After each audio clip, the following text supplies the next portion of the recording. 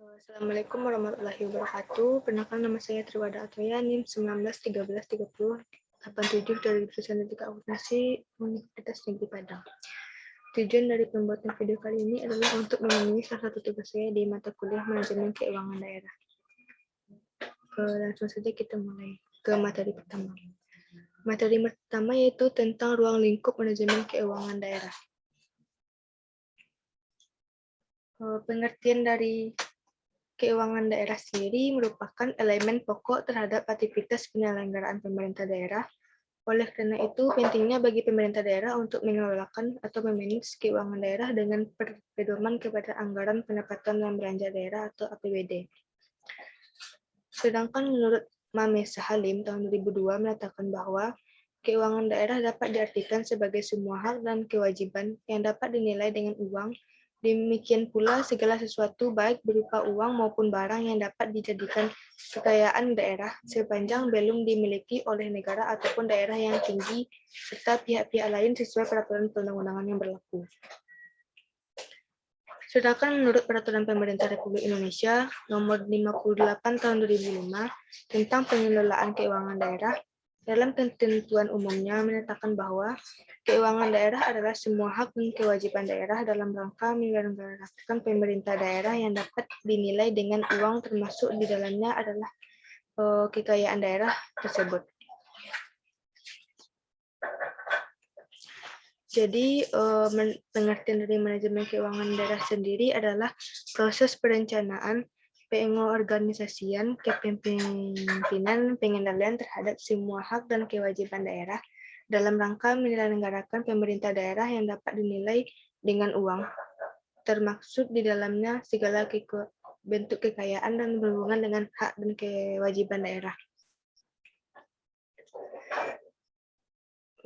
Fungsi dari manajemen keuangan daerah adalah pertama fungsi otoritas. APBD merupakan daerah untuk melaksanakan pendapatan dan belanja pada tahun yang bersangkutan. Yang kedua adalah fungsi perencanaan. APBD merupakan pedoman bagi manajemen dalam merencanakan kegiatan pada tahun yang bersangkutan. Yang ketiga adalah fungsi pengawasan.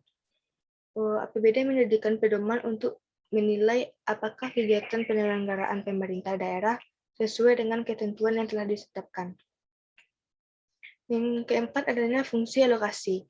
APBD diarahkan untuk mengurangi pengangguran dan pemborosan sumber daya serta meningkatkan efisiensi dan efektivitas perekonomian. Yang kelima adalah fungsi distribusi. APBD harus memandang arti atau memperhatikan rasa keadilan dan kepatuhan. Yang keenam adalah fungsi stabilitas. APBD harus mengandung arti atau harus menjadi alat untuk memelihara atau mengupayakan keseimbangan fundamental perekonomian. Yang ketiga, adanya tujuan manajemen keuangan daerah.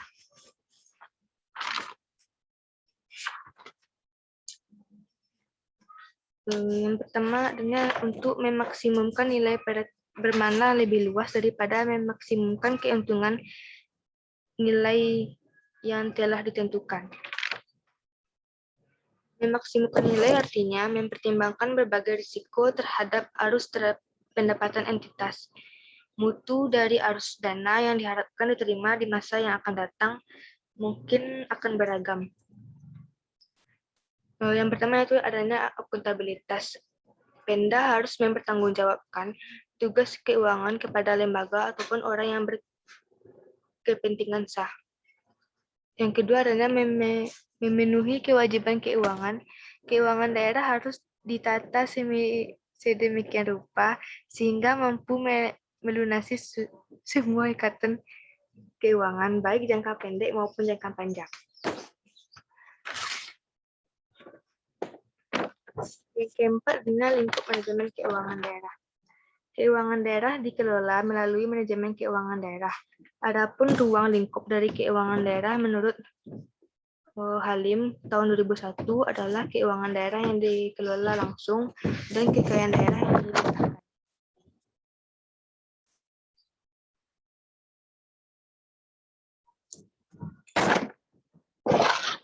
Yang dikelola langsung contohnya anggaran pendapatan belanja daerah atau APBD dan barang-barang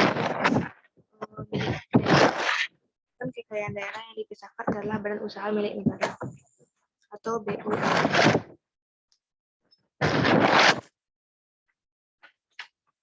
Hubungan pemerintah dengan manajemen keuangan daerah adalah untuk mengalokasikan transfer pemerintah ke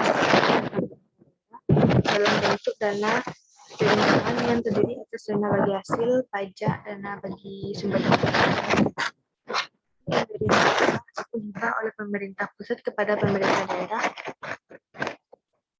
Yang ketiga, dana pembayaran pinjaman atau hibah atau penyerahan modal untuk pemerintah pusat kepada perusahaan daerah atau dana pembayaran pinjaman hibah oleh pemerintah daerah kepada negara ataupun sebaliknya negara kepada pemerintah.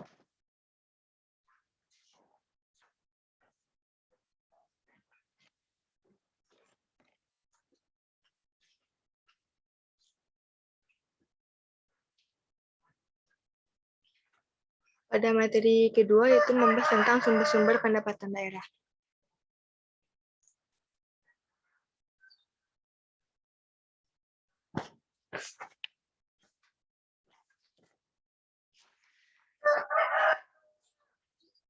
Sumber-sumber pendapatan daerah sendiri berasal dari pendapatan pajak daerah, pendapatan distribusi daerah, lain-lain PDAD yang sah, penerimaan dasar giro, pendapatan transfer pemerintah pusat, dana perimbangan, dana alokasi umum,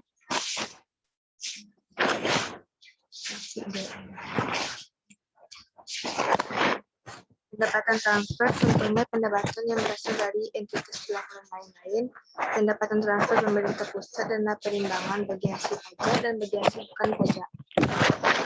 Yang kedua adalah dana alokasi umum atau DAU, dan ketiga adalah dana alokasi khusus atau DAK.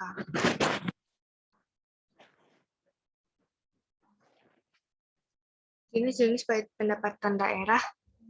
Contohnya itu pajak daerah. Pajak daerah sendiri merupakan kontribusi wajib kepada daerah yang terutang oleh orang pribadi ataupun badan yang bersifat memaksa, berdasarkan undang-undang dengan tidak mendapatkan imbalan secara langsung dan digunakan untuk keperluan daerah bagi sebesar-besarnya kemakmuran rakyat. Pajak daerah terdiri atas pajak provinsi dan pajak kabupaten. Berdasarkan Undang-Undang Nomor 28 Tahun 2009, sumber pajak yang dikelola oleh pemerintah provinsi meliputi pajak kendaraan bermotor, biaya balik nama kendaraan bermotor, pajak air permukaan, pajak bahan bakar kendaraan bermotor, dan pajak rokok. Sedangkan berdasarkan Undang-Undang Nomor 28 Tahun 2009 tentang pajak daerah dan distribusi daerah, maka pajak daerah yang pengelolaannya dilakukan oleh pemerintah kabupaten atau kota meliputi pajak hotel, pajak restoran, pajak hiburan, pajak reklame, pajak penerangan jalan, pajak mineral, dan pajak parkir. Distribusi daerah berdasarkan Undang-Undang Nomor 28 Tahun 2009 tentang pajak daerah dan distribusi daerah, yang dimaksud dengan distribusi daerah sendiri adalah pemungutan daerah sebagai pembayaran atas jasa atau pembayaran izin tertentu yang khusus disediakan dan atau diberikan oleh pemerintah daerah untuk kepentingan orang pribadi ataupun badan. Menurut Undang-Undang Nomor 28 Tahun 2009, yang termasuk ke dalam distribusi daerah dibilangkan atas jasa umum, jasa usaha, dan perizinan tertentu. Distribusi jasa umum adalah distribusi yang dikenakan atas jasa umum. Subjek distribusi jasa umum adalah orang pribadi ataupun badan yang menggunakan atau menikmati pelayanan jasa umum yang bersangkutan. Sedangkan wajib distribusi jasa umum adalah orang pribadi ataupun badan yang menurut ketentuan peraturan undang-undang distribusi diwajibkan untuk melakukan pembayaran distribusi, termasuk pemungutan atau pemotongan distribusi jasa umum. Sedangkan distribusi jasa usaha adalah distribusi yang dikenakan atas jasa usaha. Subjeknya adalah orang pribadi ataupun badan yang menggunakan atau menikmati pelayanan jasa usaha yang bersangkutan. Wajib distribusi jasa usaha sendiri adalah orang pribadi ataupun badan yang menurut ketentuan peraturan undang-undang, distribusi diwajibkan untuk melakukan pembayaran distribusi, termasuk pemungutan atau pemotongan distribusi jasa usaha. Objeknya adalah pelayanan yang disajikan oleh pemerintah daerah dengan menganut prinsip komersial yang meliputi pelayanan dengan menggunakan atau memanfaatkan kekayaan daerah yang belum dimanfaatkan secara optimal. Yang ketiga adalah distribusi perizinan tertentu. Adalah distribusi yang dikenakan atas perizinan tertentu. Subjeknya adalah orang pribadi ataupun badan yang memperoleh izin tertentu dari pemerintah daerah. Sedangkan wajib distribusi perizinan adalah orang pribadi ataupun badan yang menurut ketentuan peraturan perundang-undangan, distribusi diwajibkan untuk melakukan pembayaran distribusi, termasuk pungutan pemotongan distribusi perizinan tertentu. Objeknya adalah pelayanan perizinan tertentu oleh pemerintah daerah kepada orang pribadi ataupun badan yang dimaksudkan untuk peraturan pengawasan atas kegiatan pemanfaatan ruangan, penggunaan sumber daya alam, barang, prasarana, sarana, ataupun fasilitas tertentu guna melindungi kepentingan umum dan menjaga kelestarian lingkungan. Yang ketiga adalah hasil pengelolaan kekayaan daerah yang dipisahkan. Antara lain bagian laba dari BUMD dan hasil kerjasama dengan pihak ketiga. Hasil pengelolaan kekayaan daerah yang dipisahkan merupakan penerimaan daerah yang berasal dari hasil perusahaan milik daerah dan pengelolaan kekayaan daerah yang dipisahkan. Jenis pendapatan ini menurut objek pendapatan yang mencakup antara lain yang pertama adanya bagian laba atas penyertaan modal pada perusahaan milik daerah ataupun BUMD. Yang kedua adanya bagian laba atas penyertaan modal pada perusahaan milik negara atau BUMN dan bagian laba atas penyertaan modal pada perusahaan milik swasta ataupun kelompok. Yang keempat, lain-lain PAD yang sah. Pendapatan ini merupakan pendapatan daerah yang berasal dari lain-lain milik pemerintah daerah. Rekening ini disediakan untuk mengakuntansikan pemerintah daerah selain yang disebut di atas. Jenis-jenisnya adalah hasil penjualan aset daerah yang tidak dipisahkan, jasa giro, pendapatan bunga, penerimaan atas tuntutan ganti rugi daerah, penerimaan komisi, potongan, ataupun bentuk lain sebagai akibat dari penjualan, penerimaan keuangan dari selisih nilai tukar rupiah, dan pendapatan denda atas keterlambatan pelaksanaan pekerjaan. Pendapatan pajak, pendapatan denda distribusi, pendapatan eksekusi atas jaminan.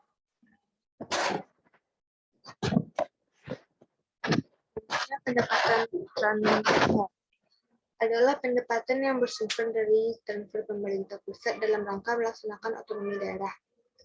Pendapatan transfer meliputi transfer pemerintah pusat yang terdiri atas dana perimbangan, DBH, dana bagi hasil, adalah dana yang bersumber dari pendapatan APBN yang dialokasikan kepada daerah berdasarkan persentase untuk mendanai kebutuhan daerah dalam rangka pelaksanaan desentralisasi.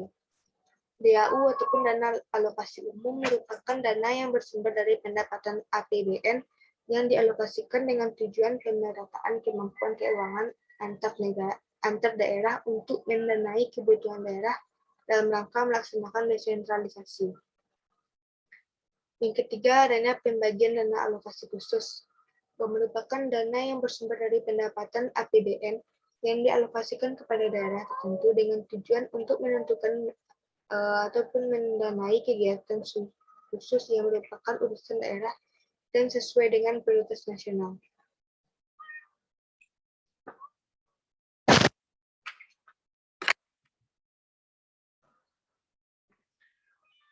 Selanjutnya masuk ke dalam materi ketiga tentang manajemen keuangan daerah.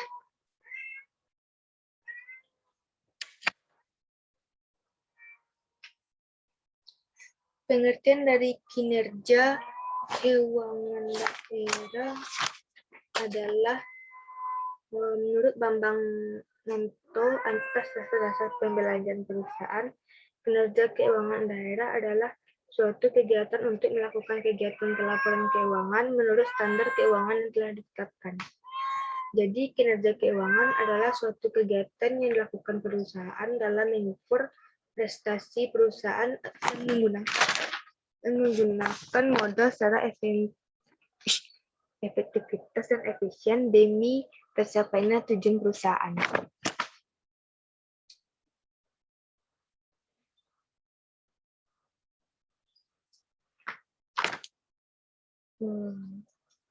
Tata cara pengalokasian kinerja keuangan daerah adalah kegiatan menunjukkan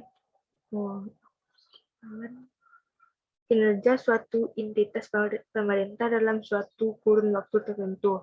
Evaluasi kinerja kegiatan setidaknya menunjukkan penilaian atas keberhasilan ataupun kegagalan pelaksanaan kegiatan sesuai dengan sarana dan tujuan yang telah ditetapkan dalam kerangka perencanaan strategis.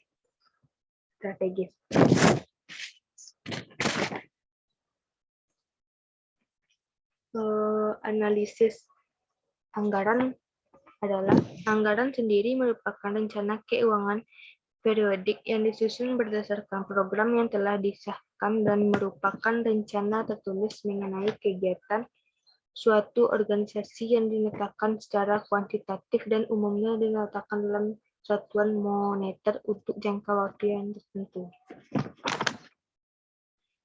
Tahapan analisis anggaran.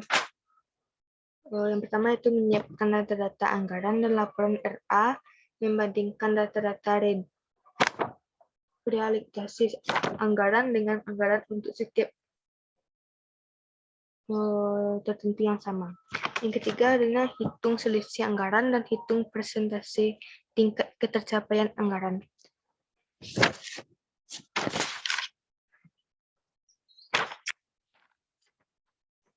Yang keempat adanya evaluasi kinerja pemerintah dengan analisis rasio laporan keuangan. Analisis perbandingan laporan keuangan dengan cara membandingkan laporan keuangan 2 periode atau lebih dengan menunjukkan perubahan baik dalam jumlah maupun dalam persentase. Analisis terperinci mengetahui terdeteksinya keadaan keuangan apakah menunjukkan kenaikan ataupun penurunan. Analisis persentase per komponen mengenai persentase investasi kepada masing-masing aktiva terhadap keseluruhan ataupun total aktiva maupun hutang. Yang keempat adalah analisis sumber dan penggunaan modal kerja. Mengetahui besar dan penggunaan modal kerja melalui 2 periode waktu yang dibandingkan. Yang kelima adanya analisis sumber dan penggunaan hard. Mengetahui kondisi kas disertai sebab terjadinya perubahan kas kepada suatu periode waktu tertentu. Yang keenam adanya analisis rasio keuangan. Adalah untuk mengetahui hubungan di antara pos terhadap neraca maupun laporan keuangan laba rugi baik secara individu maupun secara simultan. Yang ketujuh adalah analisis perusahaan laba kotor. Mengetahui posisi laba dan sebab terjadinya perubahan laba. Yang terakhir adalah analisis break even, tingkat penjualan yang harus dicapai agar perusahaan tidak mengalami kerugian. Dan evaluasi kinerja pemerintah dengan balance scorecard performance adalah kinerja organisasi politik harus dilihat secara luas dengan mengidentifikasi keberhasilan organisasi tersebut dalam memenuhi kebutuhan masyarakat. Pendekatan dalam pengukuran kinerja biasanya dimodifikasi agar layak digunakan untuk menilai kinerja akuntabilitas publik dengan sebenarnya. Balance scorecard method sendiri bisa digunakan dalam berbagai macam cara agar mampu mendeteksi keterpercayaannya organisasi publik dalam melayani pelayanan masyarakat.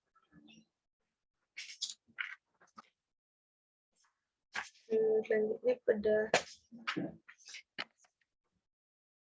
materi keempat tentang laporan realisasi anggaran. Pengertian dari laporan realisasi anggaran sendiri adalah untuk menyediakan informasi mengenai realisasi pendapatan, belanja, transfer, surplus ataupun defisit, dan memberi dari suatu entitas pelaporannya masing-masing diperbandingkan dengan anggarannya. Yang kedua, menjelaskan komponen-komponen laporan realisasi anggaran. Yang pertama adanya pendapatan RLA adalah semua penerimaan kas umum daerah yang menambah saldo anggaran lebih dalam periode tahun anggaran yang bersangkutan, yang menjadi hak pemerintah dan tidak perlu dibayarkan kembali. Yang kedua adalah belanja, adalah semua pengeluaran kas umum daerah yang mengurangi saldo anggaran lebih dalam periode tahun anggaran bersangkutan yang tidak akan diperoleh pembayarannya kembali oleh pemerintah. Yang ketiga adalah transfer. Transfer adalah penerimaan ataupun pengeluaran uang oleh suatu entitas pelaporan dari ataupun kepada entitas pelaporan lainnya, termasuk dalam dana perimbangan dana bagi hasil. Yang keempat adalah pembiayaan. Setiap penerimaan atau pengeluaran yang tidak berpengaruh pada kekayaan bersih entitas yang perlu dibayar kembali ataupun akan diterima kembali, baik pada tahun anggaran bersangkutan maupun tahun-tahun anggaran. Yang ketiga, jenis-jenis analisis pendapatan laporan realisasi anggaran. Analisis varian pendapatan dilakukan dengan cara menghitung antara realisasi pendapatan dengan yang dianggarkan. Biasanya selisih anggaran dengan realisasi sudah diinformasikan dalam LRA. Rumusnya adalah realisasi pendapatan dikurangi dengan anggaran pendapatan. Yang kedua adalah analisis pertumbuhan pendapatan. Digunakan untuk mengetahui apakah Pemda dalam tahun anggaran bersangkutan ataupun selama beberapa periode anggaran, kinerja anggaran ataupun realisasinya mengalami pertumbuhan secara positif ataupun negatif. Rumusnya adalah anggaran pendapatan tahun pertama dikurangi anggaran pendapatan tahun dikali dengan 100% dibagi dengan anggaran tahun.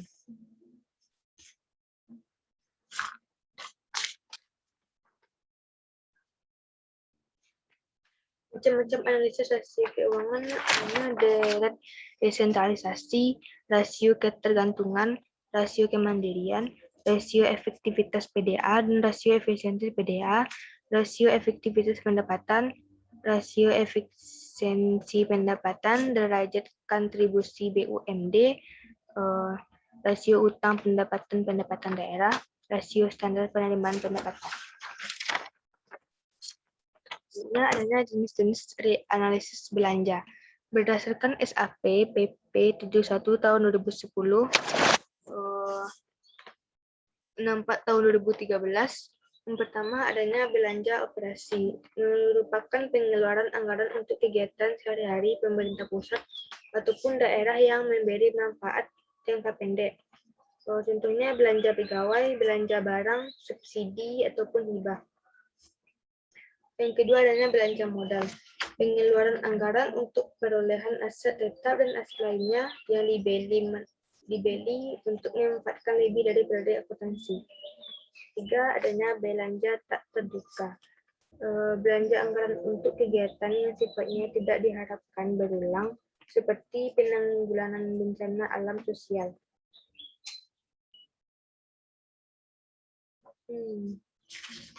Yang kelima adanya jenis-jenis analisis pembiayaan. Merupakan analisis pertumbuhan untuk mengetahui perkembangan pembiayaan dari tahun ke tahun.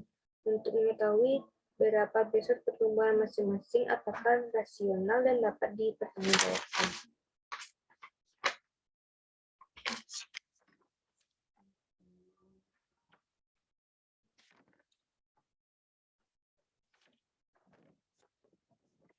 Itu yang dapat saya jelaskan. Jika ada salah yang kurang, saya mohon maaf. Saya akhiri dengan Assalamualaikum warahmatullahi wabarakatuh.